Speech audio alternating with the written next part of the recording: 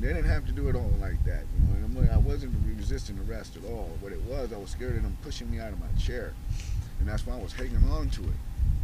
And then they throw my arm behind my back, and that's when I heard my my collarbone started cracking, and I was screaming about that. They didn't believe that, you know. They just kept going and going and going with it.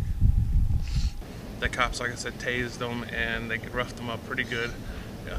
By the time they had him on the ground, there was 3 cops there handcuffing him, and he was spitting out blood, and his pants were down, his privates were showing, and pretty much made the whole apartment complex come to a roar because they were tasing a guy in a wheelchair, and it was for no reason. He came at me with his fist balled up, and that's when I went back in my chair, and that's when he trying to wrestle me out of my chair. I said, "Hey, what are you guys doing? What are you doing?" He's trying to throw me on the ground, you know, and I wasn't resisting. What I was trying to do, I was hanging on so I wouldn't fall out of my chair and bust my head open, because they wasn't caring what's going to happen to me when I hit that ground. And I knew it. Just the way they was treating me, I could tell there was nothing. They wasn't worried about me getting hurt, even in my condition.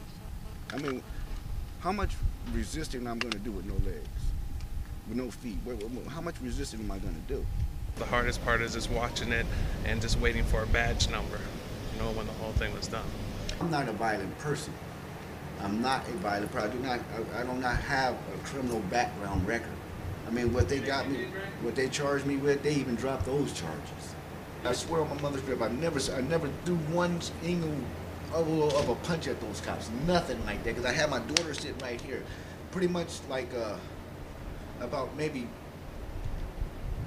5 to 10 minutes into the conversation. And that's when the other officer was, the tall one, the sergeant was in that, he was on this side in my ear. "Oh yeah, you got a big mouth." And then he goes, "Tasing?" He says, "Yeah, tasing." And that's when the shorter officer was right here, and that's when He tased you under your arm? No, up under my rib cage back here. My pants fell down, and I was trying to pick myself up. And I grabbed my air conditioner. I remember that now. I'm sorry.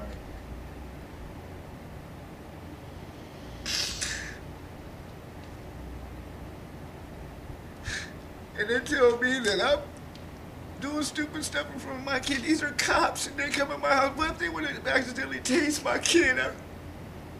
Because of their stupidness, you know, and they try to justify what they did. That's the only reason why they're doing that shit with the CPS report, because they trying to justify they did me dirty. That's all that is.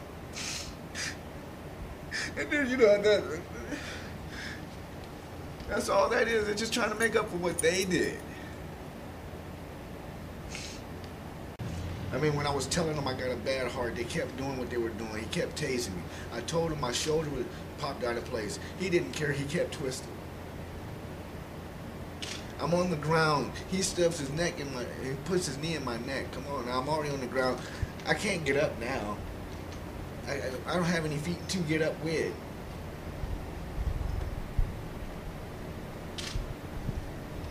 And you know, the reason I was hanging on to my chair is because when he was trying to push me over out of my chair, the first instinct I had was to save my face and just, I gotta hang on to something. I'm just not gonna let you push me out.